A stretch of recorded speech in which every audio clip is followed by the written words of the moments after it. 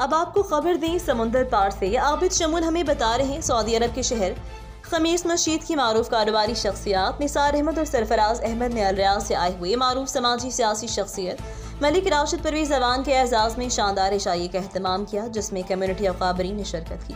तकरीब से खिताब करते हुए मेज़बान निसार अहमद सरफराज अहमद ने कहा कि हम सब ओवरसीज़ पाकिस्तानी सऊदी अरब में अपने मुल्क के सफ़ीर हैं। हमें अपने आला अखलाक और ईमानदारी से अपना और अपने मुल्क का वक़ार बुलंद करना चाहिए।